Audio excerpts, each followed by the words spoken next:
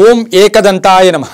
ನಮ್ಮ ಮನೆಗಳಲ್ಲಿ ನಾವು ದಿನನಿತ್ಯವೂ ಸಹ ಮನೆಯಲ್ಲಿ ಮುಖ್ಯವಾಗಿ ಒಂದು ವಿಷಯದ ಬಗ್ಗೆ ಹೆಚ್ಚು ನಾವು ಒಂದು ಒತ್ತು ಕೊಡಲೇಬೇಕು.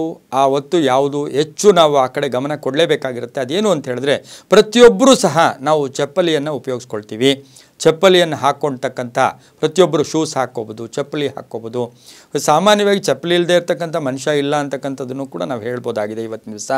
ಆ ಚಪ್ಪಲಿಯನ್ನು ಹಾಕ್ಕೊಂಡಾಗ ಅದರ ಸ್ಥಾನ ಏನು, ಚಪ್ಪಲಿಯನ್ನು ಎಲ್ಲಿ ಬಿಡಬೇಕು, ಚಪ್ಪಲಿಯಿಂದ ಮನೆಯಲ್ಲಿ ಶಾಸ್ತ್ರೋಕ್ತವಾಗಿ ಏನೇನು ಅವಾಂತರಗಳು ಉಂಟಾಗ್ತೈತೆ ಅಂತಕ್ಕದ್ದನ್ನು ತಿಳ್ಕೊಬೇಕಾಗಿರುತ್ತೆ. ಇವತ್ತು ಚಪ್ಪಲಿಯ ಸ್ಥಾನ, ಮನೆಯಲ್ಲಿ ಚಪ್ಪಲಿಯನ್ನು ಎಲ್ಲಿ ಬಿಡಬೇಕು ಅಂತಕ್ಕಂಥದ್ದನ್ನು ನಾವು ತಿಳ್ಕೊಂಡಾಗ ಆ ಮನೆ ಸುಭಿಕ್ಷವಾಗಿರುತ್ತೆ. ಆ ಮನೆಯಲ್ಲಿ ಎಲ್ಲೋ ಒಂದು ಕಡೆ ಎಲ್ಲ ಧನಾತ್ಮಕ ಲಹರಿಗಳು ಕೂಡ ಆ ಮನೆಯಲ್ಲಿ ತುಂಬಿ ತುಳುಕಾಡ್ತಾ ಇರುತ್ತೆ. ಪ್ರತಿ ವಿಷಯದಲ್ಲೂ ಕೂಡ ನಮಗೆ ಒಳ್ಳೆಯದಾಗ್ತಾ ಇರುತ್ತೆ. ಯಾಕೆ ಅಂತ ಹೇಳಿದ್ರೆ, ನಮ್ಮ ಜೀವನವೇ ಒಂದೇನು ಅಂತ ಹೇಳಿದ್ರೆ, ನಾವು ಎಲ್ಲೋ ಮಕ್ಕಳಾಗಿದ್ದಾಗ, ಪ್ರೌಢಾವಸ್ಥೆಗೆ ಬಂದಾಗ, ವೃದ್ಧಾವಸ್ಥೆಗೆ ಬಂದಾಗ ಈ ನಮ್ಮ ಜೀವನವನ್ನು ಪರಿಪೂರ್ಣ ಮಾಡಿಕೊಂಡು ನಮ್ಮ ಮಕ್ಕಳಿಗೆ ಮೊಮ್ಮಕ್ಕಳಿಗೆ ನಮ್ಮ ಜೀವನ ನಾವು ಮುಗಿಸಿ ಹೊರಡ್ತಾ ಇರಬೇಕು. ಅವರಿಗೆ ಜವಾಬ್ದಾರಿ ಕೊಟ್ಟು ಹೋಗ್ತಾ ಇರಬೇಕಾಗಿರುತ್ತೆ. ಹಾಗಾಗಿ ಈ ಒಂದು ಸಮಯದಲ್ಲಿ ಅಡ್ಡಿ ಆತಂಕಗಳಿಲ್ಲದೆ, ತೊಂದರೆಗಳಿಲ್ಲದೆ ನೆಮ್ಮದಿಯಾಗಿರಬೇಕು ಅಂದರೆ ಕೆಲವು ಶಾಸ್ತ್ರಗಳ ಪಾಲನೆ ನಾವು ಮಾಡಲೇಬೇಕಾಗಿರುತ್ತೆ. ಆ ಶಾಸ್ತ್ರಗಳಲ್ಲಿ ಬಹುಮುಖ್ಯವಾಗಿರ್ತಕ್ಕಂಥದ್ದು ನಾವು ಉಪಯೋಗಿಸುವ ಚಪ್ಪಲಿಯ ಸ್ಥಾನ. ಹಿಂದೆ ಚರ್ಮದಲ್ಲಿ ಮಾಡ್ತಾಯಿದ್ರು, ಮತ್ತು ರಬ್ಬರಲ್ಲಿ ದಿನೇ ನಾವು ಹೇಗೆ ಬದಲಾವಣೆ ಆಗ್ತಾ ಇದ್ದೀವೋ ಅದೇ ರೀತಿ ನೋಡೋಕೆ ಹೋದಾಗ ಚಪ್ಪಲಿಯೂ ಕೂಡ ಆಕಾರ ಇರ್ಬೋದು, ಚಪ್ಪಲಿಯ ಆ ವಸ್ತು ಆಗ್ಬೋದು, ಎಲ್ಲವೂ ಕೂಡ ಬದಲಾವಣೆ ಆಗ್ತಾ ಬರ್ತಾ ಇದೆ. ಮನೆಯಲ್ಲಿ ಚಪ್ಪಲಿಯನ್ನು ಎಲ್ಲಿ ಬಿಡಬೇಕು ಅಂತ ಹೇಳಿದ್ರೆ, ನಾವು ಯಾವಾಗಲೂ ನಮಗೆ ಗೊತ್ತಿರೋದೇನು, ಮನೆಯಲ್ಲಿ ಚಪ್ಪಲಿಯನ್ನು ಆಚೆ, ಈಗ ಒಂದು ಅಪಾರ್ಟ್ಮೆಂಟ್ ಇದ್ದೀವಿ, ಬಾಗಿಲ ಪಕ್ಕದಲ್ಲಿ ಆ ಒಂದು ಸ್ಟ್ಯಾಂಡ್ ಮಾಡಿ ಇಡ್ತಕ್ಕಂಥದ್ದು, ಮನೆ ಒಳಗಡೆ ಚಪ್ಪಲಿ ಇಟ್ಕೊಳ್ತಕ್ಕಂಥದ್ದು ಶುಭ ಅಲ್ಲ.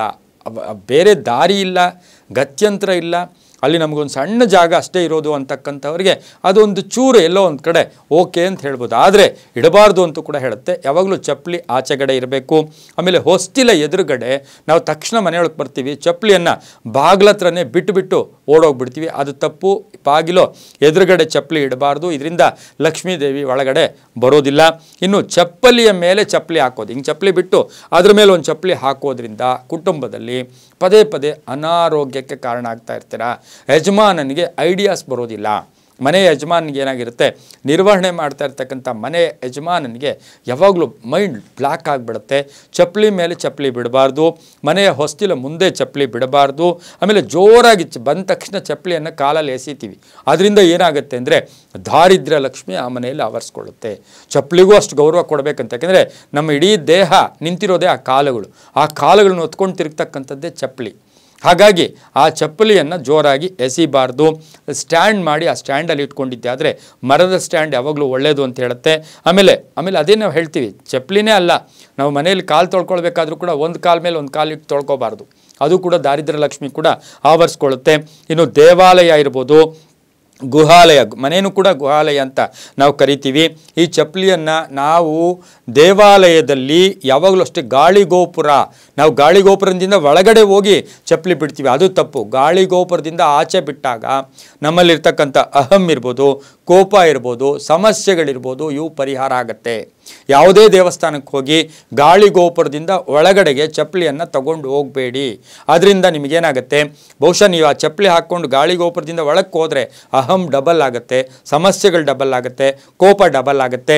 ಆ ಗಾಳಿಗೋಪುರದಿಂದ ಆಚೆನೇ ದೇವಾಲಯದಲ್ಲಿ ಚಪ್ಪಲಿ ಬಿಟ್ಟು ಹೋಗಿದ್ದೆ ಆದರೆ ತುಂಬಾ ಒಳ್ಳೆಯದಾಗುತ್ತೆ. ಆಮೇಲೆ ಬೇರೊಬ್ಬರ ಚಪ್ಪಲಿ ಹಾಕ್ಕೊಳ್ಳೋದು, ಬೇರೊಬ್ಬರ ಚಪ್ಪಲಿಯನ್ನು ಮುಟ್ತಕ್ಕಂಥದ್ದು ಕೂಡ ಶುಭ ಅಲ್ಲ ಅಂತ ಹೇಳುತ್ತೆ. ಎಷ್ಟೋ ಜನ ಈ ರಾಜಕೀಯ ನಾಯಕರು, ದೊಡ್ಡ ವ್ಯಕ್ತಿ ಏನು ಹೇಳ್ತಾರೆ, ಅವರು ದೇವಸ್ಥಾನದಿಂದ ಹೊಳಕ್ಕೆ ಅಥವಾ ಯಾವುದೇ ಕಾರ್ಯಕ್ರಮಕ್ಕೆ ಹೋದಾಗ ಯಾರೋ ಒಬ್ಬರು ಅವ್ರ ಚಪ್ಪಲಿಯನ್ನು ಹೊತ್ಕೊಂಡ್ಬರ್ತಾರೆ. ನಿಜವಾಗ್ಲೂ ಇದರಿಂದ ಯಾರಿಗೆ ಚಪ್ಪಲಿ ಹೊತ್ಕೊಂಬರೋರಿಗೆ ಪುಣ್ಯ, ಚಪ್ಪಲಿ ಅದು ಯಾರ್ದು ಹೊತ್ಕೊಂಡ್ಬರ್ತಾರೆ ಅವ್ರಿಗೆ ಕಂಟಕಗಳು ತಪ್ಪಿದ್ದಲ್ಲ. ಹಾಗಾಗಿ ಚಪ್ಪಲಿಯನ್ನು ಕೂಡ ಗೌರವದಿಂದ ನೋಡ್ಕೋಬೇಕಾಗಿರುತ್ತೆ. ಚಪ್ಪಲಿಯನ್ನು ಕೂಡ ವಾರಕ್ಕೊಂದ್ಸಾರಿ ನಾವು ತೊಳೆದು ಶುದ್ಧವಾಗಿ ಇಟ್ಕೋಬೇಕಾಗಿರುತ್ತೆ. ಚಪ್ಪಲಿಯನ್ನು ಕೂಡ ಹಾಕ್ಕೋಬೇಕಾದ್ರೂ ಕೂಡ ಪೂರ್ವ ಅಥವಾ ಉತ್ತರಾಭಿಮುಖ ಹಾಕ್ಕೊಂಡ್ರೆ ತುಂಬ ಒಳ್ಳೆಯದಾಗುತ್ತೆ. ಸರ್ವೇ ಜನ ಸುಖಿನೋ ಭವಂತು.